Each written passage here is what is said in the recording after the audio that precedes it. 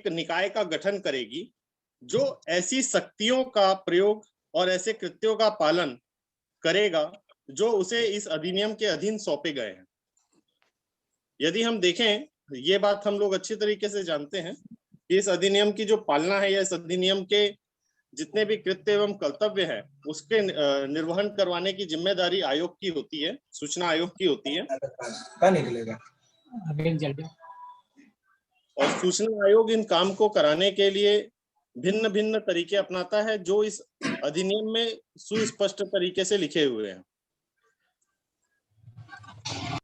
और हमें जो है इसमें काफी कुछ गुमराह किया जा रहा है। अगर आप इन सब पर आरटीआई लगाएं आयोग में या संबंधित प्राधिकरणों में, तो आपके पास एक महत्वपूर्ण जानकारी इकट्ठी होगी और आप पाएंगे कि विभागों के द्वारा अपने कार्यकरण में किस तरीके से हमें मूर्ख बनाया जा रहा है, किस तरीके से आयोग ने इस एक्ट को कमजोर करने के लिए खुद अपने काम पे अपनी जिम्मेदारियों का निर्वहन नहीं कर रही है। कोई कुछ कहना चाहेगा तो मैं पहले सुनना चाहूंगा अपने मित्रों का, साथियों को मैं निमंत्रण करूंगा कि वो कुछ कहें, अपने विचार रखें ताकि हम महत्वपूर्ण विषय पर जाएं। कोई कुछ कहना चाहे साथी? सभी का स्वागत। कृष्ण नारायण दुबे बोल रहा है। हाँ जी, दुबे जी कहें। अभी एमपी के जिलों में जो ई ऑफिस प्रणाली का कोई एक जीएडी मिनिस्ट्री से वो आया है लेटर, काफी एक विस्तारित पुस्तिका आई है, उसमें आरटीआई के बारे में भी 2-4 लाइनें हैं जी। मेरा पिछले हफ्ते एक सुझाव या कहिए कि एक बात थी कि जो संबंधित पीआईओ को आरटीआई आवेदक आवेदन देते हैं तो उनके रजिस्टर का जो संधारण है, आवेदन का जो संधारण है, वो अभी पेन और पेपर में होता है, यानी रजिस्टर में होता है। अगर उस रजिस्टर का भी संधारण इसी ई ऑफिस प्रणाली में हो जाए और उसका एक्सेस पब्लिक इन जर्नल को मिले, ताकि पता चले कि ऑल ओवर स्टेट जो भी आरटीआई आवेदन गए हैं तो पर्टिकुलर पीआईओ ने उसको डिस्पोज किस तरीके से किया है, उनका स्टेटस पता चले कि डिस्पोज किया भी है कि नहीं किया है। आपकी बात बिल्कुल उचित और जायज है, लेकिन ये बड़ी विडंबना का विषय है कि इस तरीके के कार्यवाही पर कोई भी विभाग या कोई भी प्राधिकरण गंभीर नहीं है। हालांकि कोई भी चीज जितनी पारदर्शी होगी, है एक्ट बना ही है। इस आप एक्ट की प्रस्तावना की अगर प्रथम लाइन पढ़ेंगे तो प्रस्तावना की प्रथम लाइन में एकदम स्पष्ट तौर पे लिखा है कि यह कार्यकरण में प्राधिकरण के कार्यों पे पारदर्शिता लाने के लिए और उनके उत्तरदायित्व के संवर्धन के लिए यह अधिनियम बनाया गया है। तो ये अपनी जिम्मेदारियों को पूरा करना नहीं चाहते हैं, क्योंकि सीधी सी बात है, मैं कई बार पहले भी बोल चुका हूं कि वो अपना प्राण खुद नहीं निकालेंगे। उनको मालूम है कि अगर वो हमें ये अधिकार दे देंगे और वो इतनी पारदर्शिता बरतेंगे तो उनके पास भ्रष्टाचार करने का कोई रास्ता नहीं बचेगा। हमें ही इस पर आगे आकर कुछ करना होगा और इसके लिए हमको कुछ महत्वपूर्ण काम करने हैं। पिछले हफ्ता भी डॉक्टर नीरज कुमार जी ने लखनऊ ने हमें एक महत्वपूर्ण काम की जिम्मेदारी सौंपी थी, लेकिन हमारे कई साथियों ने नहीं आया उनका गंभीर कर दिए और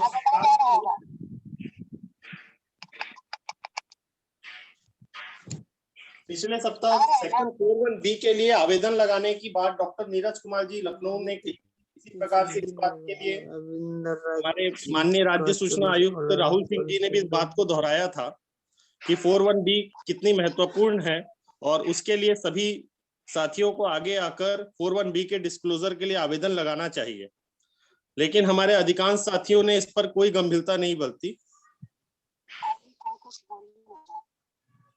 एक बात हम लोगों को समझ लेना चाहिए, ग्रुप मीटिंग में आकर अपनी समस्याओं को हल नहीं कर सकेंगे, हमें मिलकर काम भी करना होगा।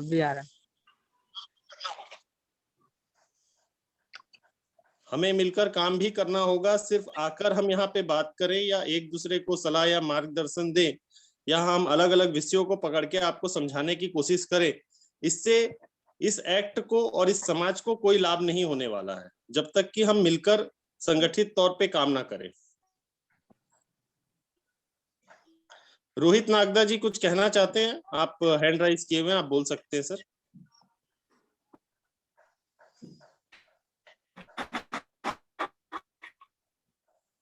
रोहित नागदा जी, आप कुछ कहना चाहते हैं, कह सकते हैं। नमस्कार सर। नमस्कार। जैसे सर राजस्थान में धारा 18(1) और 18(c) के तहत 1(e) और (c) के तहत शिकायत करते हैं तो राज्य सूचना आयोग वाले ये लिख के भेजते हैं कि फर्स्ट अपील करो और सेकंड अपील करो। तो फिर अपील ही करनी है तो धारा 18 का औचित्य क्या रहा? देखिए, सबसे पहली बात ये हमारा भ्रम है, वो तो बोलेंगे, वो जो बोलेंगे आप स्वीकार कर लेंगे, तो ऐसा नहीं होता है। आपको सबसे पहले एक्ट को पढ़ना है। एक्ट की पहले ही लाइन पर लिखा हुआ है धारा 18 पर, हालांकि आज का विषय धारा 25 पर है, लेकिन चूंकि आपने इस विषय पे बात रखी है इसलिए आपको बता दूं कि धारा 18(1) को जब आप शुरुआत में पढ़ेंगे तो वहां पे पहला शब्द जो लिखा हुआ आता है वो आता है may be to receive any inquire into complainant from any person. मतलब वहां पर किसी भी व्यक्ति के द्वारा कोई भी शिकायत दर्ज की जा सकती है और आयोग का कर्तव्य होगा कि ऐसी शिकायत को प्राप्त करे और उसकी जांच करे। आप 18(1) की पहली कनिका को, पैरा को पढ़िए। तो जब यहाँ पर वो ये बोल रहा है एनी पर्सन, जबकि आप 19(1) में देखेंगे तो वहां पर जो आता है एकदम स्पष्ट तौर पे आता है कि कोई व्यक्ति जिसने 7(1) या 6(1) की कार्यवाही को किया है वो इस प्रकरण में शामिल होता है। तो यहाँ पर तो शिकायत करने के लिए आपके पास एकदम ब्रॉड स्केल है, कोई उसमें कोई रोक नहीं है कि आप नहीं कर सकते। कौन कहते जावे तो उसमें फिर वो रिप्लाई जैसे ब्रॉड स्केल में अगर ई या सी के बेस पे शिकायत की तो भी वो रिटर्न कर देते हैं पूरी शिकायत वापस, मूल शिकायत वापस। अगर आप उसमें सूचना मांग रहे हैं, सूचना नहीं मांगी, उस पर कार्रवाई मांगी है कि अब इसमें एक्चुअली इनके पास जो एक फैक्ट होता है, आपको उस फैक्ट को भी ध्यान देना है कि आपने शिकायत की है, उस शिकायत का आखिरी में क्या हल है, उसका क्या लाभ है इस समाज को, या इसमें आपके आवेदन में उसका क्या महत्व है, क्या उद्देश्य है, वो आजकल इस बात को देखने लग गए हैं। या तो उसमें ये सुस्पष्ट होना चाहिए आपकी शिकायत में कि उसमें आप किस सुधार की भावना से ये शिकायत कर रहे हैं, या फिर आपकी यह बात उसमें स्पष्ट होनी चाहिए कि आपके पास अपील करने का कोई कारण नहीं बनता है जब तक आपकी शिकायत का निराकरण ना हो जाए, या फिर किसी विभाग में ये लापरवाही आदतन है, सिर्फ एक प्रकरण के लिए नहीं है। इसी आपने जो बोला लास्ट, आदतन है, हैबिचुअल है वो डिपार्टमेंट। जी, थोड़ा सा हमें शिकायत को और अपील के जो बीच का अंतर है बहुत ही बारीक लाइन पर है, उन बारीक लाइन को समझना है कि कब शिकायत करना बेहतर है और कब अपील करना। बहुत ही सरल सी चीज है, बस आपको इस विचार को करना है कि हम शिकायत कब करते हैं और अपील कब करते हैं। जब आप इस बात को समझ जाएंगे तो कब आपको शिकायत करनी है और कब अपील करनी है आपको एकदम क्लियर रहेगा। बस वो ये है कि उसकी आदतन जो कार्यशैली है उसको सुधार करवानी है। और मान लीजिए कि कोई कार्यालय जो है या कोई विभाग जो है लगातार देरी कर रहा है आवेदनों के निराकरण में, वो लगातार जानबूझ के जो है इस तरीके से कुछ प्रताड़ित कर रहा है आवेदकों को या परेशान कर रहा है जानबूझकर, जिससे उसको प्रथम अपील में जाना ही पड़े, या ऐसे कुछ भी कृत्य जो 18(1) में मेंशन है, अगर इस तरीके की कोई परिस्थितियां निर्मित कर रहा है और वो लगातार है, आदतन है, तो आप उसकी शिकायत कीजिए। आपको लगता है कि किसी एक्ट के किसी प्रावधान पर काम नहीं कर रहा है वो कार्यालय, तब आप शिकायत का उपयोग कीजिए। लेकिन अगर आपको सूचना चाहिए तो जो हमारी प्रचलित व्यवस्था है उसमें आपको अपील ही करनी होगी, नहीं उस पर कार्रवाई करवानी है उन डिपार्टमेंट। देखिए, अगर मैं बोलता हूं कि किसी विभाग ने 4(1)B का डिस्क्लोजर नहीं किया है, 4(1)B का पर काम नहीं कर रहा है, तो आप उसकी शिकायत ही करेंगे, उस पर अपील नहीं करेंगे। जी। किसी ने सूचना अधिकारी नियुक्त नहीं किया है तो आप शिकायत ही करेंगे, अपील नहीं करेंगे। किसी ने डीम्ड पीआईओ बनाना था, डीम्ड पीआईओ ना बना के किसी प्राधिकरण के नाम से 6(3) में अंतरण कर दिया है, तो ऐसी परिस्थिति में आप शिकायत करेंगे, अपील नहीं करेंगे। अगर किसी ने आपको सूचना का जवाब देते समय जो नियम के अनुसार 7-8 की जानकारी नहीं दी है, सेक्शन 7-8 में अगर आपको जानकारी नहीं दी है, तो वैसी शिकायतें भी आप कर सकते हैं। तो शिकायत आप कर सकते हैं, लेकिन शिकायत में आप रिलीफ को लेके या किसी ऐसी दुर्भावना को लेकर ना जाए कि जिससे किसी को ये बोलने का कारण बने कि आपका शिकायत करने का उद्देश्य सिर्फ और सिर्फ पीआईओ को दबाव में लाना या उसके ऊपर दंड कराना है। नहीं, बस शिकायत का हमेशा उद्देश्य जो है कार्यकरण में सुधार की भावना के साथ होना चाहिए। कार्यशैली में सुधार करना, क्योंकि वो इस तरीके से आतंक कर रहे हैं तो उसकी वजह से लोग परेशान होके कुछ ना तो आवेदन करते हैं, फिर वो दूसरे तरीके से। मैं आपके इस मामले पर मैं आपको आज के विषय पर लेकर जाना चाहूंगा। आज का विषय आपके इस विषय से जुड़ा हुआ है। हाँ अब आप बोलेंगे कि वो किस तरीके से जुड़ा हुआ है, मैं उसको समझाता हूँ। एक्चुअली आयोग जो है धारा 25(3) के अंदर में सभी प्राधिकरणों से, पहले तो मैं एक चैनल और बता दूं इससे पहले कि धारा 25 में एकदम शॉर्टकट में एकदम सरल सी बात है। आप सबसे पहले देखेंगे 25(1) में लिखा है कि सूचना आयोग चाहे केंद्रीय है चाहे राज्य है, वो वर्ष के दौरान, अगर इसी को अपन इंग्लिश में देखते हैं तो वहां पे लिखा है case may be shall as soon as practicable. यहाँ पर प्रैक्टिकेबल वर्ड की बात की है उसने, एज सुन एज पॉसिबल या जल्दी से उसको करना है उसके लिए नहीं, प्रैक्टिकेबल होना चाहिए। प्रैक्टिकेबल स्थिति पर आने पर उसको हर वर्ष समुचित सरकार को, एप्रोप्रिएट गवर्नमेंट को वो रिपोर्ट देनी है। रिपोर्ट में क्या देना है, रिपोर्ट कहां से बनेगी, उसके लिए आप आ जाएंगे 25(2) में।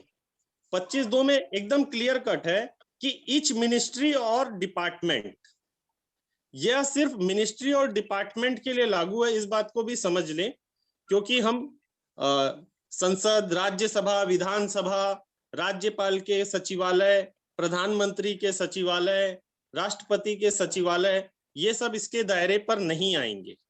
जो सक्षम प्राधिकारी हैं, जितने सक्षम प्राधिकारी हैं, उन सक्षम प्राधिकारी के कार्यालयों की जानकारी इस रिपोर्ट में नहीं होगी।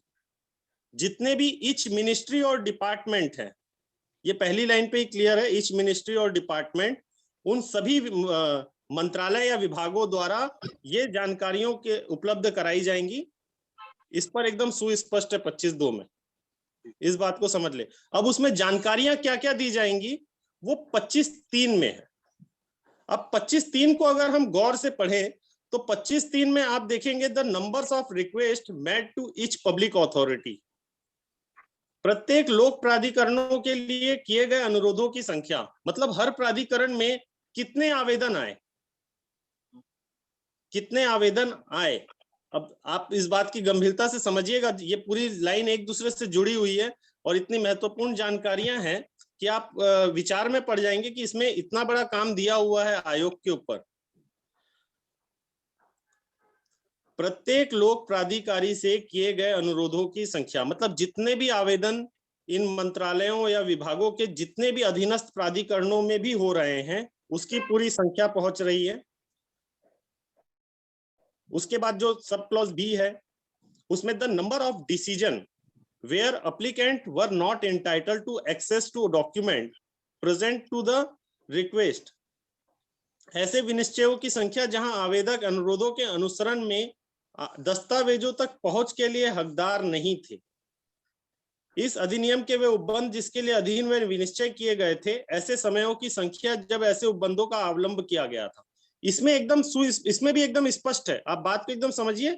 इसमें यही बोलना चाह रहा है कि जिस भी अधिनियम के उपबंध, जो भी अनुबंध किया उपबंध, जैसे 8 और 9 में उसको रिजेक्ट करने का अधिकार है जन सूचना अधिकारी को, आपके आवेदन को वो उस पर मना कर सकता है जानकारी देने से। तो ऐसी जानकारियों के लिए उसको उस उपबंध की डिटेल भी देनी पड़ेगी कि उसने जो आवेदन अस्वीकार किए हैं, उन अस्वीकार करने के पीछे उनके क्या कारण थे। वो उस समय की जानकारी भी देगा कि कितने जानकारियां उसने समय पर उपलब्ध कराई हैं, कितनी जानकारियां समय के बाद उपलब्ध करवाई हैं। मतलब एक तरीके से वो पूरा चिट्ठा आयोग के पास पहुंच रहा है हर प्राधिकरणों का, जहां से हमें ये पता चल जाता है कि किस प्राधिकरण ने अपने उत्तरदायित्व का निर्वहन किया है। हमें ये पता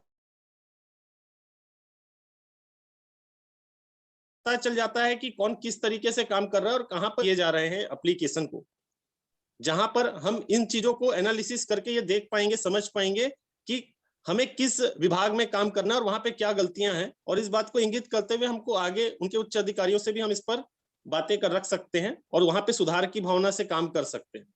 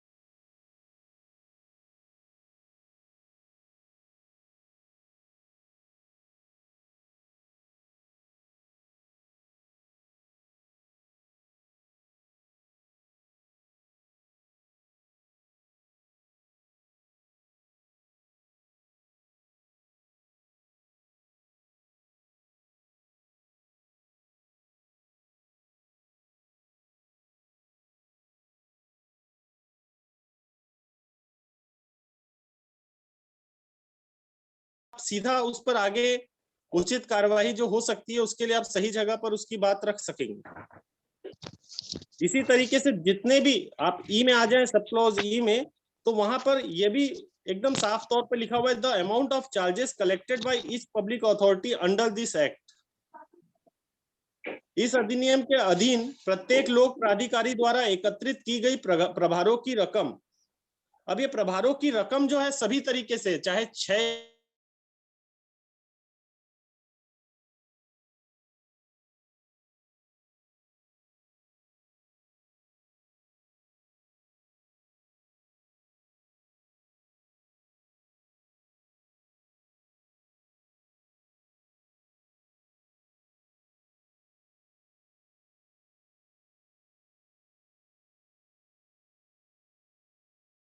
सब्जेक्ट के रिगार्डिंग प्राप्त हुए हैं, सारी बातें इस रिपोर्ट में होंगी।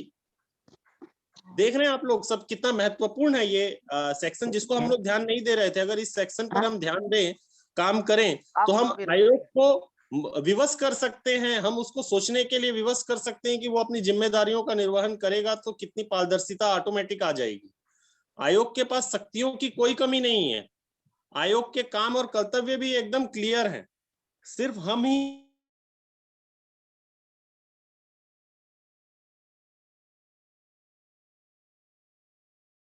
अगर हम ये करेंगे तो निश्चित तौर पे हम अपने अधिकारों को सही तरीके से पा सकेंगे।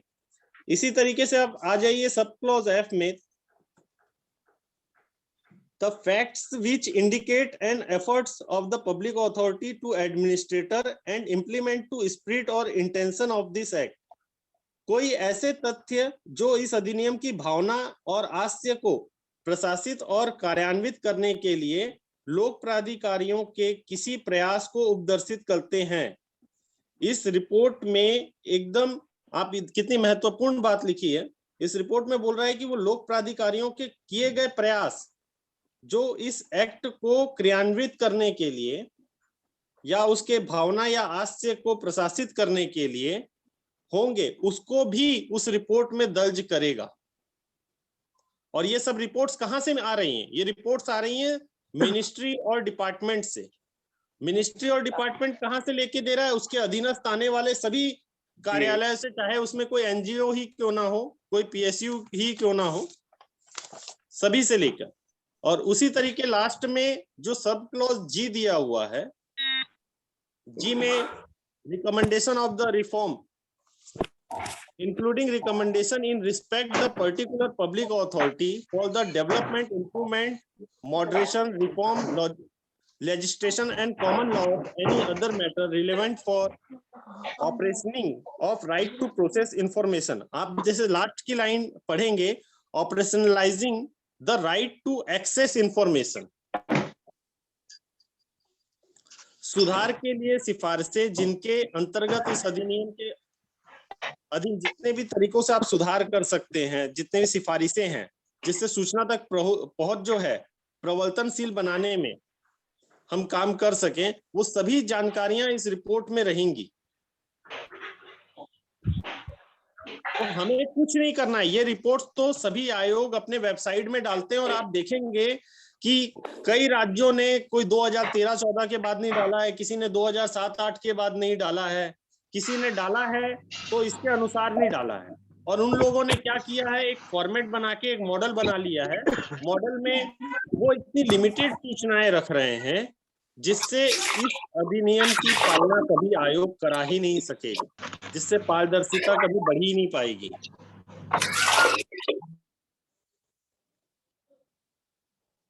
तो हम लोगों को इस बात को समझने की बहुत जरूरत है कि जो एक्ट में लिखा हुआ है हम उस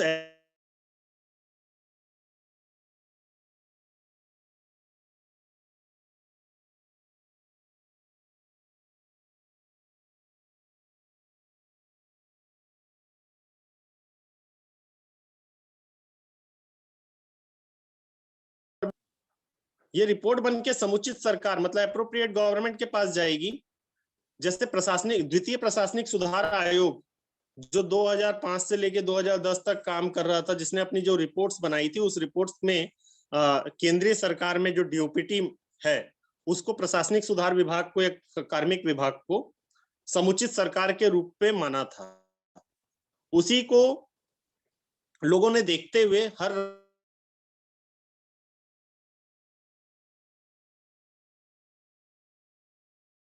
में देखती है। ये रिपोर्ट मतलब आयोग उन विभागों में देगा और वह विभाग अपने राज्य के विधानसभा या विधान परिषद में रखेंगे। केंद्र सरकार है तो वो राज्यसभा लोकसभा में रखेंगे, जिस पर यह सदन निर्णय लेकर जिसका ब्यौरा आपको जो है सेक्शन 25(4) में मिल जाएगा, 25(4) में मेंशन है ये चीज जी, समक्ष रखवाएगी। और आगे अगर उसमें कोई सुधार या किसी चीज की विधायी नियम बनाने की आवश्यकता होगी तो विधायी नियम सरकार बनाएगी, उसमें केंद्रीय सरकार और राज्य सरकार। इस रिपोर्टों में इसी तरीके से जो सेक्शन 25 का 5 है वहां पर भी एक महत्वपूर्ण बात लिखी है कि केंद्रीय सूचना आयोग राज्य सूचना आयोग को ऐसा प्रतीत होता है कि इस अधिनियम के कृत्यों को प्रयोग करने के लिए या इस संबंध में लोक प्राधिकारी की किसी पद्धति को सुधारने के लिए उपबंधों या भावना के अनुरूप अगर नहीं है तो वो उनको इस रिपोर्ट में सिफारिश कर सकेगा कि वो ऐसी व्यवस्था बनाए जिससे इसमें अनुरूपता बढ़े, एक जैसा स्थिति निर्मित हो, पारदर्शिता है इस एक्ट में। तो इस एक्ट में सभी चीजें हैं, बशर्ते हम उसको खोज नहीं रहे हैं और बड़ी सरलता से हमको ये चीजें मिल जाएंगी। लेकिन मिलने से इसका समस्या का हल नहीं है, हम सभी को इस पर आवेदन लगाना होगा, जानकारियां इकट्ठी करनी होगी और सभी को मिलकर यहाँ पर साझा भी करना होगा कि क्या परिस्थितियां हैं।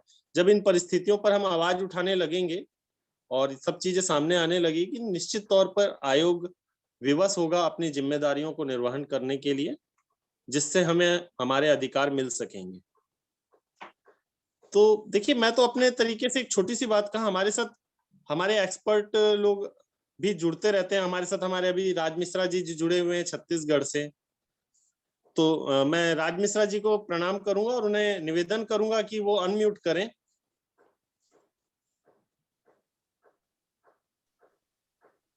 जी देवेंद्र जी, धन्यवाद। सर, आपके सलाह और मार्गदर्शन की आवश्यकता है। जी, आज हम लोग जिस विषय पर बात कर रहे हैं ये सूचना का अधिकार अधिनियम 2005 की धारा 25 है। ये धारा स्पष्ट रूप से सूचना आयोग को विवश करता है कि आप भी इस कानून से बाहर नहीं हैं और आपको क्या कर्तव्य पूरे करने हैं।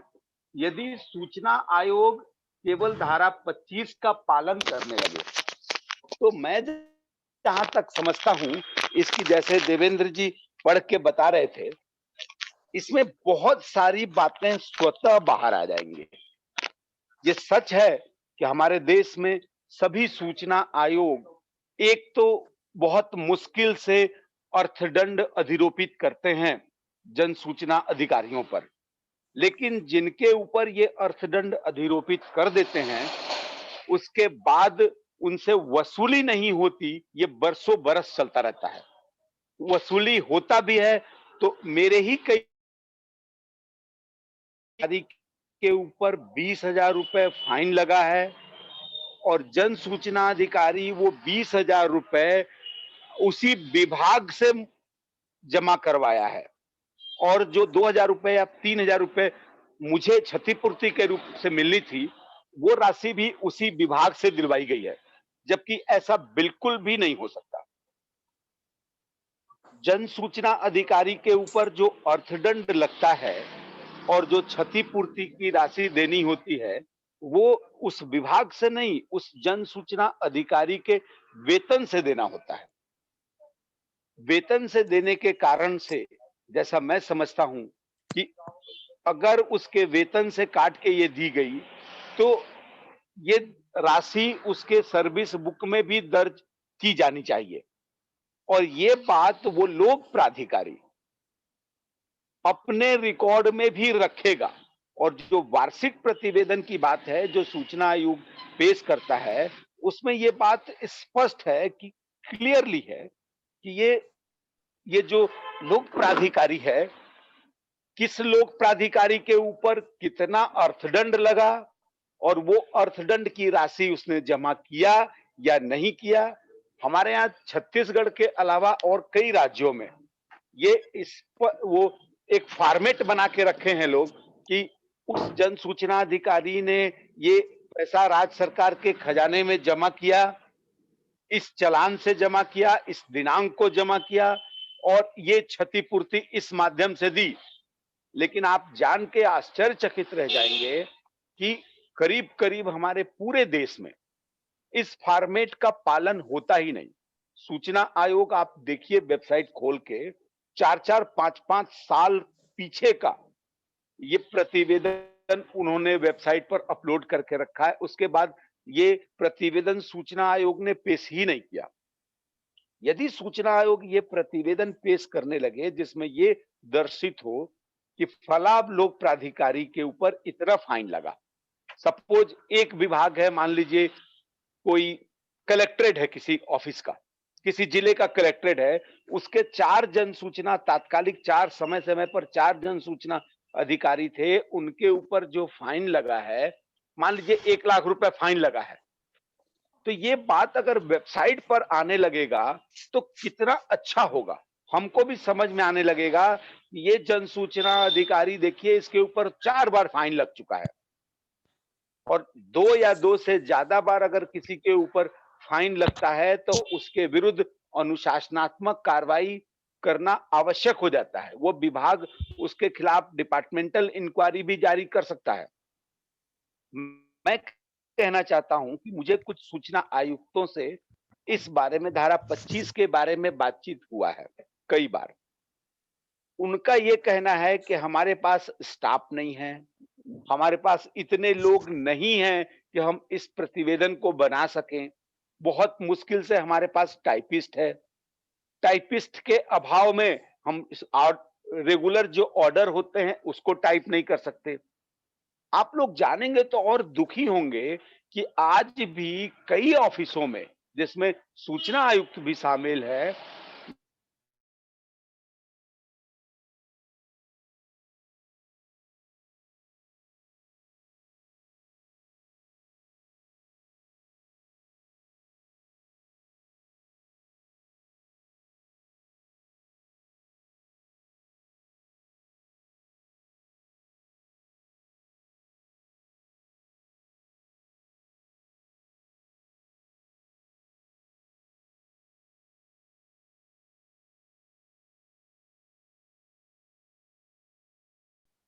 मेरा ये कहना है कि देखिए मध्य प्रदेश में सूचना आयुक्त हैं राहुल जी। आप देखिए वो सुनवाई को फेसबुक जैसी प्लेटफॉर्म पर लाइव कर देते हैं या क्लियर कर देते हैं, लोग सुनते हैं, समझ रहे हैं। जो नहीं जानते हैं उनके उस कार्यक्रम को देख के सूचना के अधिकार के बारे में बहुत सारी चीजें समझ सकते हैं। धारा 25 के बारे में मैं बात ये जो कहना चाहूंगा आपको, अब देखिए धारा 25 में कि 3 जो बेहद महत्वपूर्ण, उपधारा 3 बेहद महत्वपूर्ण है, उसमें है घ मतलब 4, इस अधिनियम के प्रशासन के संबंध में किसी अधिकारी के विरुद्ध की गई अनुशासनात्मक कार्रवाई की प्रविष्टियां उस रिपोर्ट में होगा। सूचना आयोग ने जो अनुशंसा किया है वो उस रिपोर्ट में होगा। सूचना आयोग ने जो आदेश किया है वो उस प्रतिवेदन में होगा। और आश्चर्य की बात है कि ये प्रतिवेदन को राज्य के विधानसभा के पटल पर रखना भी होता है। तो यदि राज्य के विधानसभा के पटल पर इस तरह की चीजें नहीं रखी जाती, अगर सूचना आयोग लापरवाही कर रहा है तो उस राज्य के विधानसभा के सचिव की जिम्मेदारी बनती है कि जो प्रत्येक वर्ष के प्रतिवेदन को विधानसभा के पटल पर रखा जाना चाहिए वो नहीं रखा जाता। मैं तो दंग हूं कि लोग कहते हैं कि हमारे पास, और एक चीज मैं दुर्भाग्य से ये बात कहूंगा कि मैं बहुत से सूचना आयुक्तों को निजी रूप से जानता हूं जिनकी ड्यूटी 10:30 बजे से 5 बजे तक ऑफिस में होती है। वो 12:30 तक ऑफिस आते हैं और 3 बजे तक वो अपने घर पहुंच जाते हैं। कम से कम 8 घंटे की ड्यूटी अगर करने लगे तो मेरा ख्याल है बहुत सारे केस आसानी से निपटने लगेंगे, इस तरह के प्रतिवेदन भी बहुत आसानी से बनने लगेगा। अपने देश में ये बात मैं कहना चाहूंगा कि ज्यादातर आप देखिए जो सूचना आयुक्त बनाए जाते हैं, प्रशासन का उनको अनुभव का बहाना करके, जो रिटायर्ड हो चुके हैं, जो थक चुके हैं नौकरी कर करके, ऐसे लोगों को सूचना आयुक्त बना के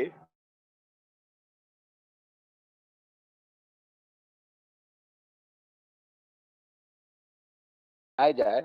आप हिस्ट्री उठा के देखिए सूचना आयुक्तों के रूप में जो लोग देश में काम किए हैं, कुछ लोग जैसे शैलेश गांधी साहब हैं जिनका पृष्ठभूमि सरकारी सेवकों का नहीं रहा है। कुछ लोग सरकारी सेवक होते हुए भी जब सूचना आयुक्त बनाए गए तो उनका कार्यकाल भी बहुत अच्छा रहा, जैसे वजीबुल्ला साहब, बहुत अच्छा कार्यकाल था उनका। हमारे यहाँ छत्तीसगढ़ में एके विजयवर्गीय साहब, कार्य करने की शैली उनकी बहुत अच्छी थी, प्रशंसनीय थी। लेकिन जो सरकारी विभाग से बाहर के लोग आए हैं उनका काम अनुपातिक रूप से काम करने का शैली बहुत अच्छा है। यदि सूचना आयुक्त के रूप में अगर किसी कानून के जानकार को ये लोग बनाते हैं, जो कानून समझता हो, आदेश की प्रक्रिया समझता हो, न्याय करने का तरीका समझता हो और ऐसा न्याय करे जो न्याय हो और न्याय होते हुए दिखे।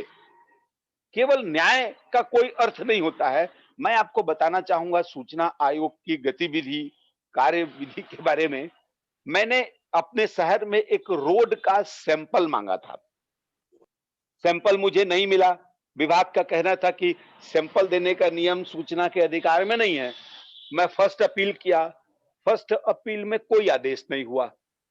जब मैं सूचना आयोग में गया और सुनवाई तय हुई तो पहले तारीख को तो मैं सुनवाई पर गया लेकिन जन सूचना अधिकारी नहीं थे। दूसरे तारीख पर प्रथम अपीलीय अधिकारी नहीं थे। तीसरे तारीख पर ये दोनों नहीं थे और ये तीनों तारीख पर मैं उपस्थित होता रहा। तो ये बात मैं नाराजगी पूर्वक उस समय के सूचना आयुक्त से कहा, साहब मैं बार बार आऊंगा, वो नहीं आ रहे हैं तो एक्सपार्टी करिए, एक्सपार्टी करके आदेश करिए। फिर भी उन्होंने एक तारीख दिया और अगला जब चौथा तारीख पड़ा तो चौथे तारीख में मेरे भाग्य से ये दोनों लोग उपस्थित हुए। सूचना आयोग ने उभय पक्ष को सुना, दोनों पक्ष को सुन के उसमें आदेश किया कि रोड का सैंपल मिश्रा जी को दे दिया जाए। अब आपको बताऊंगा तो आप आश्चर्य करेंगे कि जिस रोड का सैंपल मैं लेना चाहता था, वो रोड का सैंपल तो छोड़िए, उसके ऊपर 2 बार रोड और बना दिया गया, मतलब 2 बार लेयर चढ़ा दिया गया रोड का। अब पहले जो 2 बार पहले वाला जो सैंपल था, वो तो मुझे मिला नहीं, गड़बड़ी तो मूल उसमें हुई थी। अब ऐसी जानकारी लेकर हम करेंगे क्या? ऐसी जानकारी प्राप्त करके हमारा उद्देश्य क्या रहेगा?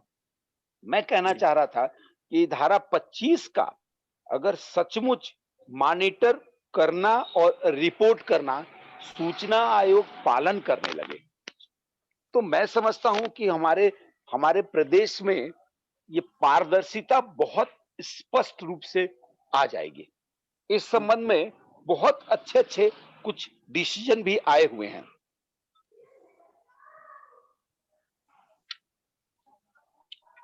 और इसमें एक बहुत अच्छा डिसीजन है, ये चीफ इंफॉर्मेशन कमिश्नर हैं हरियाणा के, उस मामले में पंजाब और जी हरियाणा का ये इसका एक केस है, फर्स्ट अपीलीय authority additional inspector general of police versus chief information commission. ये पंजाब और हरियाणा हाईकोर्ट का जजमेंट है। अगर आप नोट करना चाहें तो मैं इसको चीफ उल्लेखित करना इंफॉर्मेशन चाहूंगा। कमीशन वर्सेस फर्स्ट अपीलीय अथॉरिटी ये additional inspector general IGP additional जी वर्से ये कौन सी समझ से वर्सेस कब का है? बता रहा हूं, chief information commission Haryana.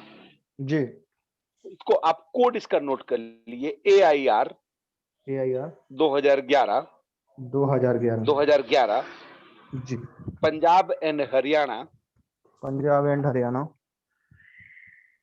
Page number 168। Page number 168। Okay sir.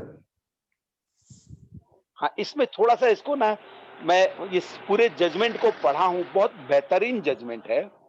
जी इसमें इसको सुनेंगे थोड़ा सा। ऐसे व्यक्ति जिन्होंने सरकार की भूमि को हड़प कर उस पर अवैध रूप से भवन का निर्माण किया था, के विरुद्ध सूचना की मांग की गई थी। ये जो मामला था जी वो इस तरह का था। जी सूचना इस आधार पर प्रदान नहीं की गई थी कि CID सूचना का अधिकार अधिनियम के प्रावधानों से छूट प्राप्त है, यह अनुचित था। धारा 24 की जो बात कर रहे थे, इस केस में 25 का भी भरपूर उल्लेख है, लेकिन यहां पर धारा 24 की बात हो रही है, जो भ्रष्टाचार और मानव अधिकारों के हनन से के संबंध में किसी भी संस्था को छूट नहीं देती है, वो मामला था। इसमें व्यक्ति द्वारा भ्रष्टाचार के अभियोग से संबंधी मांगी गई सूचना छूट के खंड के अधीन नहीं आती।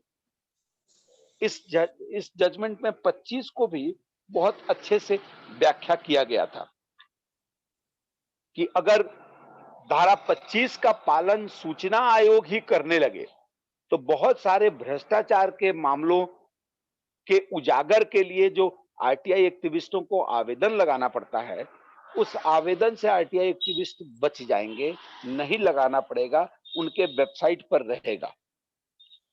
और ये बेहतरीन जजमेंट था मेरी नजर से। जी सर, बहुत महत्वपूर्ण जानकारी सर आपको मिली, लेकिन एक बात और मैं आपके सामने लाना चाहूंगा सर। जो प्रारूप भी बना के रखा भी हुआ है, जैसे छत्तीसगढ़ में बना हुआ है और कुछ और राज्यों में भी प्रारूप बनाकर रखा हुआ है, वह प्रारूप भी जैसा 25 में धारा 25(3) में उल्लेखित है वैसा नहीं है। ये हम लोगों को भ्रम में डालने वाला प्रारूप बना हुआ है। अगर इसकी गंभीरता को और अच्छे से देखना है तो हमें 25(3) के सभी सब क्लॉज को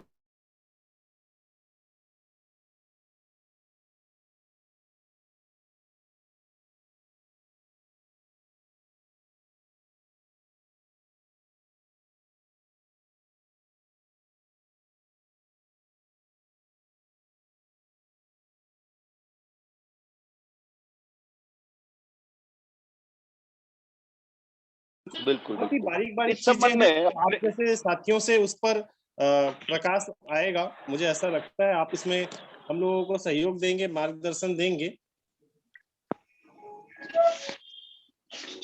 इस संबंध में अपने मित्रों को एक और जजमेंट बताना चाहता हूं। ये धारा 25 पर है, केंद्रीय सूचना आयोग का। अगर आप कहें तो इसको डिटेल बता दूं। बताएं बताएं सर, बताएं। बताइए। CIC का है सर।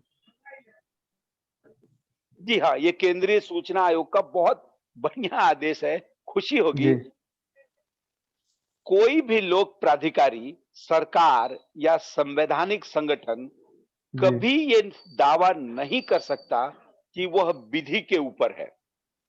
ये धारा 25 के संबंध में है। एक प्राधिकारी जिसे विधि के अंतर्गत शक्ति प्रदान की गई है, वह समझा जाता है कि उसमें कभी सहायक और अनुषांगिक शक्तियां यह सुनिश्चित करने के लिए निहित है कि वह इसे प्रदत्त शक्तियों प्रभावी ढंग से प्रयोग किए जाते हैं। अतः आयोग के निर्देश प्रत्येक लोक प्राधिकारी पर बंधनकारी है। निजी लोक शिकायतें एवं पेंशन मंत्रालय यह दावा करने में गलत है कि वह लोक प्राधिकारी नहीं अपितु एक नोडल मंत्रालय है। वास्तव में मंत्रालय अधिनियम के अंतर्गत अपने दायित्वों से बच नहीं सकता और न ही यह तर्क ले सकता है कि आयोग केवल सिफारिशें दे सकता है, निर्देश नहीं जारी कर सकता। सूचना आयुक्तों का कहना है ना कि जिसे केंद्रीय सूचना आयुक्तों में से भी कुछ लोगों का कहना है कि हम केवल सिफारिश कर सकते हैं धारा 25 पर। लेकिन मेरा सोचना है, ये सूचना आयुक्त का हम सब जानते हैं कि धारा 19(7) में उनका आदेश सब पर बंधनकारी होता है। इसका मतलब सूचना आयोग के द्वारा किया गया आदेश बंधन, एक बाइंडिंग इफेक्ट है, मतलब मानना ही पड़ेगा। अब मैं इसमें एक चीज आपको बताता हूं कि हमारे ज्यादातर सूचना आयुक्त ये कहते हैं कि हम तो केवल सिफारिश कर सकते हैं, गवर्नमेंट माने या ना माने वो गवर्नमेंट की मंशा है। इसलिए मैं कहता हूं कि ज्यादातर जो सूचना आयुक्त बनाए जाते हैं उनको ये बात पता ही नहीं है कि उनका, क्योंकि सूचना आयुक्त हैं, आयोग हैं, उनके पास अर्ध न्यायिक शक्तियां हैं। अर्ध न्यायिक शक्तियों का पालन कराने के लिए भी वही जिम्मेदार हैं। अधिकतर मामलों में आप देखेंगे कि सूचना आयोग ने आदेश कर दिया कि जानकारी दे दो, महीनों सालों जानकारी मिलती नहीं है। तो सूचना आयोग के आदेश का, बंधनकारी आदेश का अगर पालन नहीं होता तो उसके लिए कोई राष्ट्रपति तो सूचना आयोग बन नहीं जाएंगे। राष्ट्रपति तो आदेश करेंगे नहीं कि अपने सूचना आयोग आदेश का पालन करो। ये पालन सूचना आयोग को ही करना होता है। हाँ इसीलिए ये बात बार बार कही जाती है कि इन सूचना आयुक्तों को सबसे पहले बनाया जाता है तो उनको बताया जाना चाहिए कि उनके अधिकार क्या है, किस अधिकार का प्रयोग करके वो जानकारी को दिलवाएं, और जो संस्था जानकारी नहीं देती उसके ऊपर किस प्रकार की कार्रवाई करें। आदेश करना और सिफारिश करना, इस दोनों में जमीन आसमान का अंतर है। ये सूचना आयोग पूरे देश में कहीं भी सिफारिश करने वाली संस्था नहीं है। जी देवेंद्र। जी सर, आपका बहुत बहुत धन्यवाद। और मैं शिवानंद त्रिवेदी जी को मैं वापस देना चाहूंगा, मैं उन्हें बुलाना चाहूंगा। हमारे साथ जो है आत्मदीप जी भी जुड़ चुके हैं और वो हमें बहुत बेहतर तरीके से बता सकते हैं कि धारा 25 का क्या महत्व है। आज हमने धारा 25 पर एक बहुत महत्वपूर्ण चर्चा की है अभी, और हमने धारा 25 के जी देवेंद्र जी, बहुत अच्छा चल रहा है। आत्मदीप सर का स्वागत है। और आप ने अब बात कर ही दी है तो आत्मदीप सर इसको आगे बढ़ाएं, अपना इस विषय में अपने विचार रखें।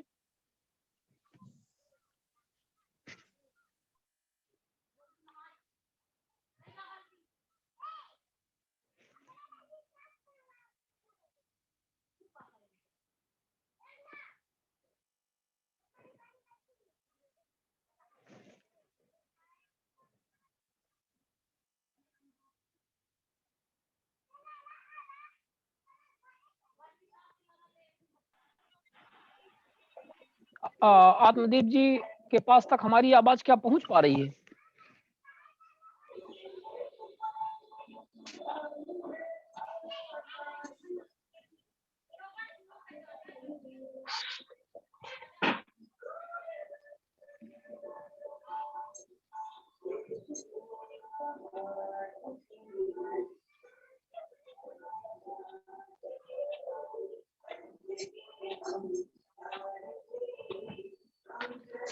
हमें लग रहा है आत्मदीप सर नहीं सुन पा रहे हैं, शायद आवाज उनके पास तक नहीं पहुंच पा रही, कोई टेक्निकल प्रॉब्लम होगी। तो तब तक आप लोग इसको जारी रखें।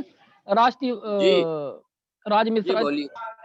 हाँ, आत्मदीप सर सुन पा रहे हैं। सर स्वागत है आपका इस कार्यक्रम में। और इस प्रकार से आज का टॉपिक देवेंद्र जी ने बताया कि धारा 25 के विषय में चर्चा हो रही है कि आयोग जी, के जी। कुछ जो दायित्व हैं, जैसे आप बोल सकते हैं मॉनिटरिंग एंड रिपोर्टिंग, किस तरह से वो आरटीआई कानून का बेहतर इम्प्लीमेंटेशन कैसे हो विभागों में, और इस सब बातें, ये सब तो आप तो स्वयं भी सूचना आयुक्त रह चुके हैं, तो अब इसमें आपके अनुभव हम सब सुनना चाहेंगे। थोड़ा सा 5-7 मिनट रुकेंगे? हाँ, मैं बिल्कुल, फिर बिल्कुल, बिल्कुल। तब तब तक मैं सुनता इसको हूँ। मैं ऑडियो पे हूँ तो मैं सुन रहा हूँ तब तक। बिल्कुल, बिल्कुल, बिल्कुल सर। तब तक हूँ। हम देवेंद्र अग्रवाल जी इसको चालू रखते हैं। राज मिश्रा जी बहुत इन्फॉर्मेटिव जानकारी दे रहे थे, और हमारे बीच में अन्य भी बहुत सारे हमारे साथी जुड़े हुए हैं विभिन्न स्टेट्स से। तो आप लोग भी अपनी बातें रख सकते हैं, जो भी आपके बीच में ऐसा कोई डाउट्स है या ऐसी कोई बात है। यदि कोई साथी धारा सर 25 पर कोई अपनी बात रखना चाहता है तो प्लीज हाँ, सबमिट करें। धारा हम 25 उन्हें सुनने के धारा लिए 25 आमंत्रित पर करते हैं। धारा 25 पर या धारा 25 पर या सर अन्य मेरे भी को कोई, यदि आपके आपकी कोई समस्या हो तो वो भी आप डिस्कस कर सकते हैं, ऐसी कोई बात नहीं है। आप हाँ। सर मेरा क्वेश्चन था और बाकी सारे लोग कृपया अनम्यूट कर लें अपना, बैकग्राउंड नॉइज ना आए, हेलो। नहीं तो परेशानी बढ़ जाएगी। सर मेरा क्वेश्चन था। जी बताएं सर। सर ये जैसे अभी मिश्रा सर बता रहे थे सीआईसी का, एक तो मेरे को जजमेंट नंबर चाहिए था इसका, और दूसरा पीआईओ मोस्टली केसेस में मैंने भी देखा है अभी तक जितनी आरटीआई से लगाई है कि ये लोग जब फंसने लगते हैं तो पीआईओ हमेशा एक रिप्लाई भेज देता है कि ये रिप्लाई जैसे एग्जांपल एसएचओ से आया है या एसी।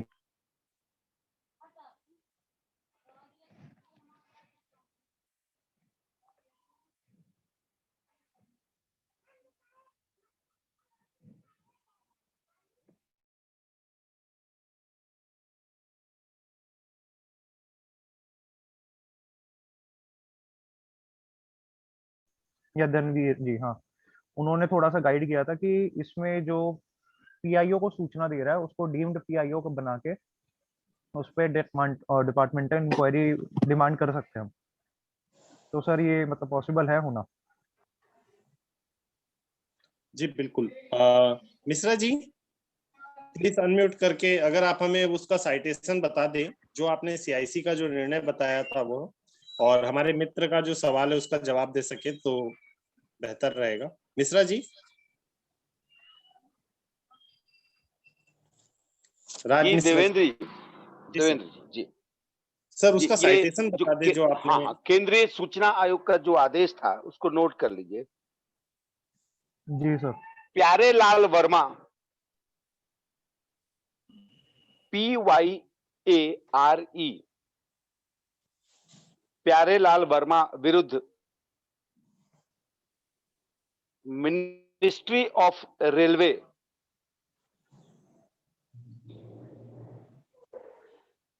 CIC जी सर।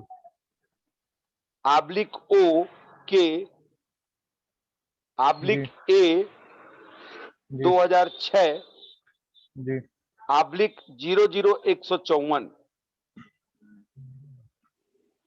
आदेश दिनांक 2 जनवरी 2007।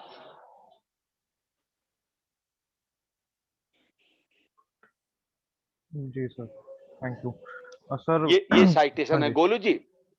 जी। हाँ, ये जो आप प्रश्न पूछ रहे हैं ना, बहुत अच्छा जी। होता किसी से आप इंडिविजुअल पूछ लेते, क्योंकि आज हम लोग एक बहुत महत्वपूर्ण विषय पर चर्चा कर रहे हैं, धारा 25। सर ठीक अगर है आप सर, मैं दे सके तो बता दीजिए उन्हें जानकारी। शॉर्ट थोड़ा नहीं सा मैं सुन नहीं पाया, मेरे को थोड़ा शॉर्ट में अपना प्रश्न बताएंगे। रिपीट कर दीजिए गोलू जी। हाँ सर, हाँ जी, मैंने इसमें जो भी मैं जानकारी जब भी पीआईओ से मांगता हूँ तो उसमें एसएचओ उनको जवाब दे देता है। अब एसएचओ हमेशा उनको जो मैं पूछ रहा हूँ वो तो देता नहीं है, वो उसकी जगह कुछ और ही कॉपीज पकड़ा देता है। और पीआईओ से इस बारे में जब मैंने बात की तो वो वहाँ पे बोल रहे हैं कि भाई हमारा काम है कि हम जानकारी ये जो सामने भेजते हैं वहां से जो हमें मिलता है हम उसको आपको फॉरवर्ड कर देते हैं। अभी ये सब ये लोग मतलब करते हैं, तो इसमें सर कहाँ कंप्लेन कर सकते हैं? और या इस पे डिपार्टमेंटल इंक्वायरी कैसे कर सकते हैं? क्योंकि धनवीर सर ने मेरे को बताया था कि इसमें डीम्ड पीआईओ बना के उसको उनको जो इन्फॉर्मेशन दे रहा है पीआईओ को उसके अगेंस्ट डिपार्टमेंटल इंक्वायरी हो सकती है। जी, ये जो आप जी आवेदन लगाए हैं किसी पुलिस थाने में लगाए हैं क्या? जी सर। अच्छा, प्रत्येक पुलिस थाने का जो थानेदार होता है वो जन सूचना अधिकारी होता है। यदि उसने जो जानकारी दी है वो अगर आपको संतोषजनक नहीं लगता, सही जानकारी नहीं लगता या विषय से बाहर जाके उसने जानकारी दी है, तो आप इसके लिए धारा 19 पर प्रथम अपील कर सकते हैं, यदि दी गई जानकारी से आप संतुष्ट नहीं हैं तो। जी क्योंकि मैं शॉर्ट में बता रहा हूं आपको, आज का विषय कुछ और है और एक और विकल्प है आपके पास कि ये जो जानकारी उसने दिया है आप प्रमाणित कर सकें कि ये त्रुटिपूर्ण जानकारी है। त्रुटिपूर्ण या उस जानकारी से भ्रष्टाचार बाहर आ रहा है या कोई मानव अधिकारों का हनन बाहर आ रहा है, तो उसके लिए पृथक से आप कंप्लेन करके कार्रवाई करा सकते हैं। पृथक क्या होता है सर? अलग से। ओके सर मैं रामखिलाड़ी मीना राजस्थान से एक सवाल था कि अधिकारी नोटिस जारी करके सुनवाई कर सकता है क्या सर? आवाज थोड़ी कट क्या रही, प्लीज बताएंगे एक बार और। अपना वीडियो बंद कर लीजिए तो आवाज अधिकारी अच्छा नोटिस जाएगा। जारी करके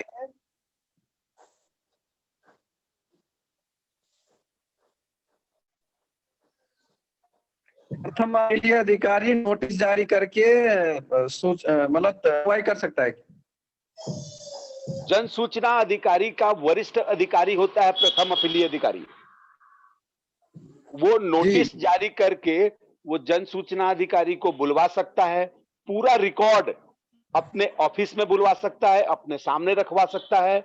और वो रिकॉर्ड अगर आदेश करता है, प्रथम अपीलीय अधिकारी आदेश करता है कि जानकारी को देना चाहिए, तो उसके पास दो विकल्प होते हैं।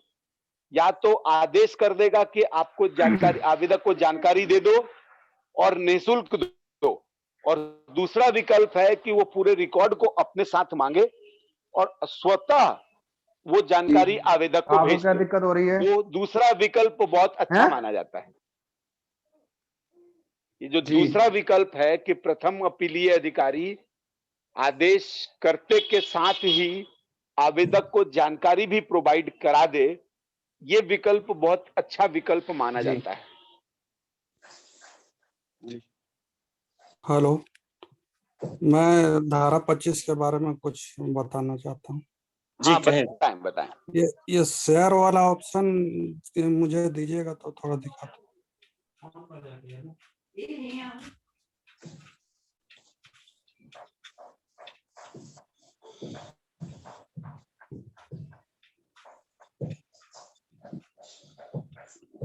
एक सिंह जी, आप क्वेश्चन है इसमें शेयर कर सकते हैं। ठीक है, मैं कर रहा हूँ।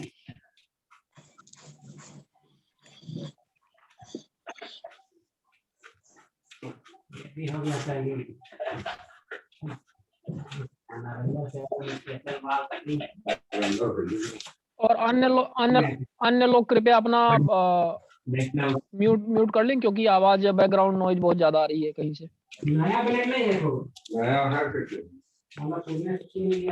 शायद AK सिंह जी आप ही के उससे ज्यादा आ रही है। लोगों को थोड़ा सा बोलें कि वो कमरा खाली कर दें जहाँ पे आप हैं। हाँ, ये दिख रहा है शेयर। मेरा स्क्रीन आ रहा है, कुछ दिख रहा है? जी नहीं आया अभी। नहीं, अभी तो नहीं दिख रहा है। स्क्रीन शेयर पे जाइए। स्क्रीन शेयर पे camera web photo document device storage. आपको अपना वीडियो भी स्टार्ट करना पड़ेगा, तो अभी स्क्रीन शेयर में दिखेगा कुछ। वीडियो स्टार्ट करना होगा? नहीं, स्क्रीन शेयर में आ जाता है। स्क्रीन शेयर में आप जो करना चाह रहे हैं, वीडियो जरूरी नहीं है। आप बोलिए, आवाज आ रहा है सब लोगों तक? ये तो ये शेयर जब मैं कर रहा हूं तो मेरा जो डिवाइस में फाइल है वो जिस एक तरह से काम बना करिए हुआ है आप सिंह साहब, एक काम करिए, आप जो है फाइल को ओपन कर लीजिए। अपनी मोबाइल पे कर रहे हैं कि लैपटॉप में कर रहे हैं? मोबाइल पे। हाँ, मोबाइल में पहले उसको आप जो है मिनिमाइज करके अपने स्क्रीन को एक बार आप अपने पेज को ओपन कर लीजिए और फिर वापस जाके स्क्रीन शेयर ऑन कीजिएगा और उस पेज को वापस ले लीजिएगा। कई बार स्क्रीन शेयर के बाद जाके पेज ओपन करने में नहीं लेता है। अच्छा, वो मैंने मिनिमाइज करके ओपन कर लिया। अब पेज ओपन कर लिया है जिसको आप स्क्रीन करना चाह रहे हैं शेयर? हाँ, कर लिया। स्क्रीन शेयर में जाके आप क्लिक कीजिए, वहां पर आपको ऑप्शन दिखाएगा। वहां पे कौन सा ऑप्शन? वहां पर आप स्क्रीन का ऑप्शन यूज करिएगा। हाँ, स्क्रीन का ऑप्शन आप वो करेंगे तो आपके मोबाइल की स्क्रीन हम लोगों को दिखने लग जाएगी और वापस आप जाके जिस पेज को खोलना चाह रहे हैं, हाँ, अब वापस अपने पेज में चले जाइए जिसको आप खोलना चाह रहे हैं। अच्छा, अब दिख रहा है? हाँ, अब दिख रहा है। देखिए, ये डीओपीटी, ये सीआईसी ने एक अपना पोर्टल बना के रखा है जिसमें सारे मंत्रालय जो हैं, विभाग हैं, वो हर 3 महीना में धारा 25 के तहत एक फॉर्मेट बनाया हुआ है जिसको ये प्रत्येक तिमाही सीआईसी को भेजना रहता है। तो ये डीओपीटी ने अंतिम बार ये भेजा है। तो इसमें देखिए धारा 25 के अनुरूप किन किन चीजों को शामिल किया गया है। रिक्वेस्ट कितने आए हैं, कितने फर्स्ट अपील हैं, कितने धारा 6(3) में अंतरित किया गया, कितने केस पे कितने डिस्पोजल हुआ समय से, वो दिया हुआ है। और फी कलेक्शन का दिया हुआ है, कितने पे पेनल्टी लगा, कितने पे अनुशासनिक कार्रवाई हुई, उसका विवरण है। और किन किन धाराओं में अस्वीकृत किया गया वो दर्शाया गया है। और एक दिया हुआ है कि 41B का पालन किया जा रहा है या नहीं, यदि हाँ तो उसका लिंक दीजिए, वो दर्शाना होता है। लेकिन सारी चीजों को, हेलो जी, आवाज आ रही है, बोलिए। लेकिन 25 जो 3 का है, सारी चीज इसमें शामिल नहीं हुआ। ये सीआईसी ने एक फॉर्मेट बना के रखा हुआ अपने एक पोर्टल, उसमें इतने ही चीज शामिल किया जा रहा है। हाँ, इसमें आप देखेंगे जितनी बातें एक्ट में लिखी हुई हैं उतनी पूरी जानकारियां इसमें नहीं है। इसके अलावा भी कुछ जानकारियां डीओपीटी ने समय समय पर जारी की हैं जिसको भी उसमें धारा 25 में शामिल किया जाना चाहिए, वह भी इसमें नहीं है। ये खुद सीआईसी ने इतने ही जानकारी मांग रहे हैं, सीआईसी सभी मंत्रालय से, इससे ज्यादा उनका पोर्टल में है ही नहीं। मैं कुछ बोल सकता हूँ? नमस्कार, जय गोपाल सोनी बोल रहा हूँ, मैं झारखंड से।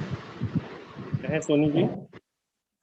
मेरा विचार है कि ये जो अभी बात हम कर रहे हैं कि 25(3) में जो जानकारी नियमानुसार उनको प्रदान करनी है 25(3)(3) में, तो अगर ऐसे स्पेसिफिक राज्य सूचना आयोग और केंद्र सूचना आयोग में अगर हम इंडिविजुअल ही आरटीआई लगा दें कि हमें आप धारा 25(3) का 100 एंड 100 धारा का जो जानकारी है वो नियमानुसार आपके वेबसाइट पे होनी चाहिए या आपको सबमिट करनी चाहिए, जो आपने नहीं की है, मुझे धारा 6 में आप प्रदान करो।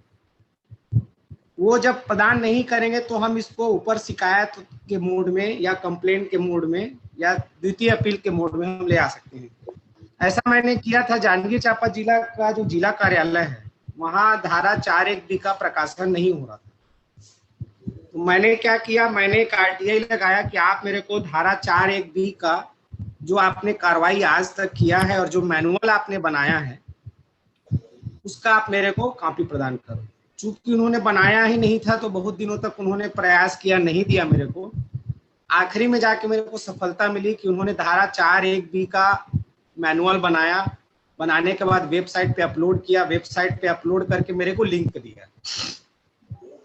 तो इसी तरीके से हम धारा 25(3) का अगर पालन कराना चाहते हैं राज्य सरकार के केंद्रीय सूचना आयोग से या राज्य सूचना आयोग से, तो हम लोग इंडिविजुअल आरटीआई लगाकर जो कॉलम का इंफॉर्मेशन वो जानबूझकर छोड़ देते हैं। जैसे एक बहुत महत्वपूर्ण कॉलम है 25(3) घ, इस अधिनियम के प्रशासन के संबंध में किसी अधिकारी के विरुद्ध की गई अनुशासनिक कार्रवाई की विशिष्टियां। तो हम स्पेसिफिक आवेदन लगा सकते हैं कि आप हमें धारा 25(3) घ के तहत ये जानकारी प्रदान करें। चूंकि ये बनाना आपकी जिम्मेदारी है, आपने नहीं बनाया तो नहीं भी बनाया तो आप बना के दें। वो ये ग्राउंड नहीं ले पाएगा कि हमने नहीं बनाई है या हमारे पास नहीं है। जैसे ही वो हमारे पास नहीं है बोलेगा तो हम क्यों नहीं बनाएंगे, तो नियम में, अधिनियम में ऑलरेडी आपको बनाना था, ये तो आपको बनाना ही है।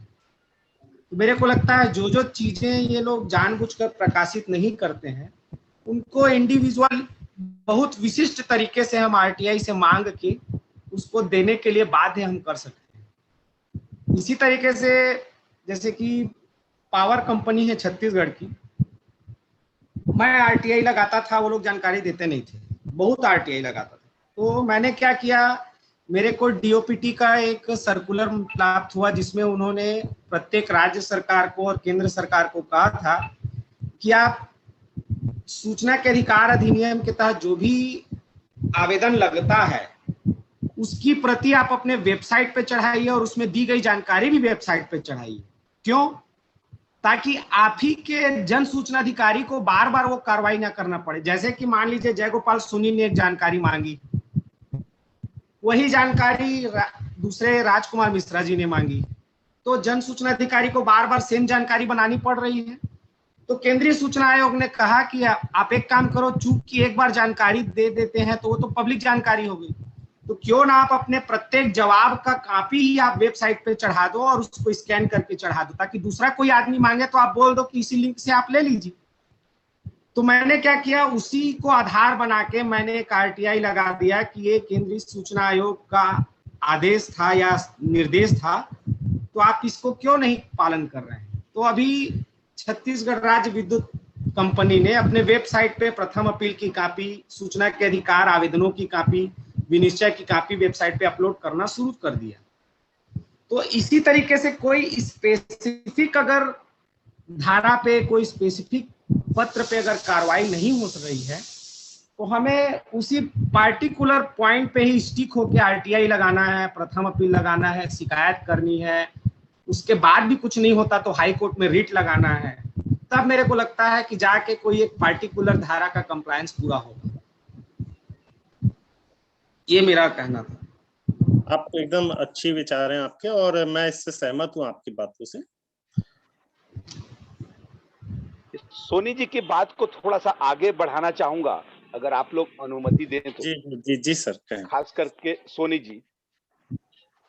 जी सर। हेलो। हाँ, आगे बढ़ाए सर मिश्रा जी। हाँ जी जी, ये जो सोनी जी जैसा बात बता रहे थे ना 25 के संबंध में, एक भी आदमी, हमारे देश का एक भी आदमी, और इसके लिए कोई 10 रुपए खर्च करने की जरूरत नहीं है जी। एक भी आदमी आरटीआई, पूरे हमारे देश में कितने राज्य हैं, जितने राज्य हैं करीब करीब उतने ही राज्य सूचना आयोग हैं और एक केंद्रीय सूचना आयोग है। झारखंड में इस समय सोनी जी हैं, रायपुर में देवेंद्र जी, मैं हूं, हमारे और जो मित्र हैं ना, मैं अगर वो मित्र कहेंगे तो मैं फॉर्मेट बना दूंगा, बहुत आसान है, कोई दिक्कत नहीं है। ये धारा 25 का पालन सूचना आयोग कर रहा है या नहीं कर रहा है, ये उनके वेबसाइट पर भी डलेगा। मतलब साफ हुआ कि ये धारा 4 के अंतर्गत आता है और जो जानकारी धारा 4 के अंतर्गत आती है उसके लिए 10 रुपए भी खर्च करने की जरूरत नहीं है। आप एक कंप्लेन की भाषा में सूचना का अधिकार पर आवेदन लगाइए और ये देखिए छत्तीसगढ़ राज्य सूचना आयोग का 2019 के बाद का नहीं दिख रहा है। और मैं आपको याद कराऊं कि 2017 और 16 का जो चीजें डाली है राज्य सूचना आयोग छत्तीसगढ़ ने, वो भी संपूर्ण नहीं है, परिपूर्ण नहीं है। मैं ये बात कह रहा था आपसे कि एक सूचना के अधिकार का आवेदन जिसमें 10 रुपए ना हो, जिसमें सूचना का अधिकार ना लिखा हुआ हो, और जिसको मेल से भेजा जाए और ये मांग की जाए कि आपको धारा 4 का पालन करना था, जिसमें वार्षिक प्रतिवेदन भी होना चाहिए था। यदि आपने डाला है तो वो टिल डेट, आज तक का इस वार्षिक प्रतिवेदन को आप हमको प्रदान करें। और ये एक आदमी ईमेल से पूरे देश में सभी राज्यों को भेज सकता है। ये बहुत आसान है। और मित्र अगर कहेंगे तो मैं उसका फॉर्मेट भी बना दूंगा, फॉर्मेट भी बना के वो बात दे दूंगा। और इससे क्या होगा, सूचना आयोग में भी सक्रियता बढ़ जाएगी। लेकिन 10 रुपए खर्च करने की जरूरत यद्यपि नहीं है, परंतु मैं कहूंगा कि 10 रुपए जमा करिए। जब आप 10 रुपए इसमें जमा करेंगे तो आपके पास प्रथम अपील और द्वितीय अपील का अवसर मिलेगा। यदि आप बिना 10 रुपए जमा किए भेजते हैं तो आपको फिर धारा 18 पर केवल शिकायत उसी सूचना आयोग में करने का अवसर रहेगा। कुल मिलाकर ये दोनों विकल्प हमारे पास खुला है। आप लोग अगर कार्यक्रम में कहेंगे तो आगे का फॉर्मेट हम लोग पूरा करेंगे। सर मैं थोड़ा सा रुकना चाहता था, एक सलाह इसमें और इम्प्रूवमेंट करना चाहता था। आप ऐसा बोले कि हम धारा 18 में शिकायत लगाएंगे, लेकिन सर उससे हमारा ये उद्देश्य पूरा नहीं हो पाएगा, क्योंकि धारा 18 में जैसे ही हम शिकायत लगाएंगे तो वो खाली दंड की बात करेगा, शास्ति की बात करेगा, लेकिन 25(3) में जो जो इंफॉर्मेशन नहीं उपलब्ध है वो उपलब्ध कराओ नहीं बोलेगा। ये नियम कानून पे फिर चला जाएगा कि धारा 18 तो केवल शास्ति और दंड के लिए बना है। तो आप कैसे हमको बोल रहे हो कि हम इसके तहत जो जो जानकारी नहीं है प्रदान करें। इसीलिए मेरे को लगता है हमको अगर 25 के तहत सारी जानकारियां चाहिए वेबसाइट पे अपलोड करानी है तो हमको पहले 6 में लगाना ही पड़ेगा। धारा 6 के तहत हम आवेदन लगाएं कि भैया आप हमको बताओ कि धारा 25 के प्रत्येक कंडिकाओं में आपने क्या क्या कार्रवाई की है, प्रत्येक कंडिकाओं की कार्रवाई से संबंधित दस्तावेज आप हमें प्रदान करो। और चूंकि ये धारा 4 से संबंधित है, धारा 25 से संबंधित है, इसीलिए शुल्क की आवश्यकता नहीं है, आप हमको निःशुल्क प्रदान करो। नहीं प्रदान करता है तो फिर हम अपील में जाएंगे, फिर सेकंड अपील में जाएंगे, फिर रिट में जाएंगे, क्योंकि धारा 18 में हम घुस तो जाएंगे लेकिन इससे कोई हमको लाभ नहीं होगा। राज्य सूचना आयोग, केंद्रीय सूचना आयोग बोलेगा कि धारा 18 में आप आए हो तो आपको जानकारी नहीं देगा। देवेंद्र जी, देवेंद्र जी। जी सर। हेलो सोनी जी, सोनी जी। जी सर, बिल्कुल। जी जी, ये धारा 18 पर जब हम शिकायत करेंगे, देखिए हम अपील में जाएंगे तो ये बेहद टाइम टेकिंग मामला हो जाएगा। धारा 18 पर जब हम आयोग को शिकायत करेंगे तो हम उससे ये नहीं कहेंगे, हम अपने शिकायत प्रकरण में ये मांग नहीं करेंगे कि हमको जानकारी दिलवाइए। हम मांग करेंगे कि आप धारा 18 पर शिकायत स्वीकार कीजिए और जन सूचना अधिकारी अर्थात लोक प्राधिकारी, लोक प्राधिकारी मतलब सूचना आयोग में लोक प्राधिकारी मुख्य सूचना आयुक्त होंगे, तो उनको निर्देश दें आप कि धारा 4 का पालन करते हुए वेबसाइट पर डालें। हमको मत दे जानकारी, हमको नहीं चाहिए, आपको पूरी जानकारी को वेबसाइट पर डालें, हमारी समस्या हल हो जाएगी। जी सर, लेकिन बात तो फिर यहीं पे घूम फिर क्या जाएगी। आप इनडायरेक्टली तो आप बोल ही रहे हो कि जानकारी आप वेबसाइट पे डालो, मतलब आप जानकारी मांग ही रहे हैं। धारा 18 पे वो स्पष्ट बोलता है कि मैं केवल दंड या शास्ति दूंगा। भाई आप जानकारी मांगना है तो 6 में जाइए, 25 में जाए।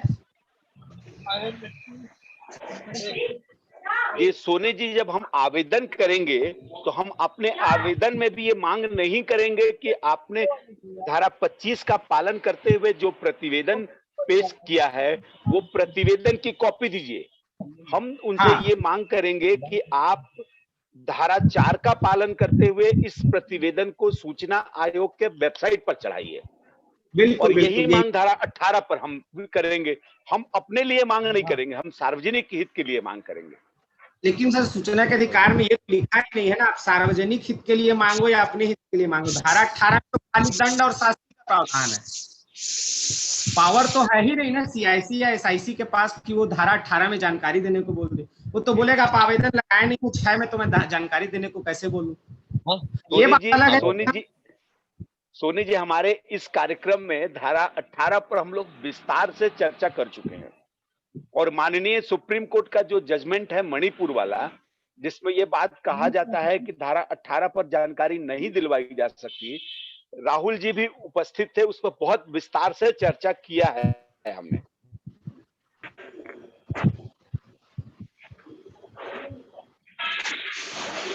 धारा 18 इस विषय में देखिए, अब अपन इसको थोड़ा सा वो करते हैं और हमारे बीच में आत्मदीप सर जुड़े हुए हैं। अब तो सर बिल्कुल बात तो करने की मुद्रा में ही है, तो मैं उनको निवेदन करूंगा कि इस विषय में वो प्रकाश डालें, क्योंकि स्वयं भी आप सूचना आयुक्त के तौर पे काम कर चुके हैं, तो इस विषय में काफी अनुभव आपका है।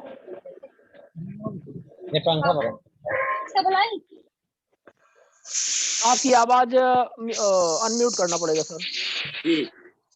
और बाकी हमारे जो साथी हैं, कृपया अपने आप को अनम्यूट कर लें, क्योंकि एक इधर उधर से बहुत आवाज आ रही है बैकग्राउंड की।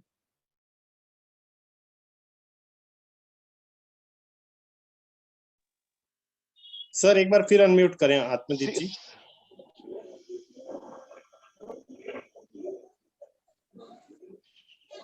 आप सभी को नमस्कार। धारा 25 की जो 5 उपधाराएं हैं, इन सबका कुल मिला के मंतव्य देखें तो हमें ये लगता है कि इस धारा में जो भी प्रावधान किए गए हैं उसके पीछे उद्देश्य ये है कि सूचना का अधिकार कानून के प्रावधानों के क्रियान्वयन में जो भी दिक्कतें आ रही है उनको समझा जाए और उनमें सुधार के उपाय किए जाए। आरटीआई एक्ट के उद्देश्य के अनुरूप उसके क्रियान्वयन का मार्ग प्रशस्त किया जाए। ये मूल भावना इस धारा 25 के प्रावधानों के पीछे कठिनाइयों को चिन्हित करके उनको दूर करना। इस एक्ट में ये प्रावधान है कि हर सूचना आयोग हर वर्ष के खत्म होने के बाद जितना जल्दी हो सके आरटीआई एक्ट के प्रावधानों के क्रियान्वयन के बारे में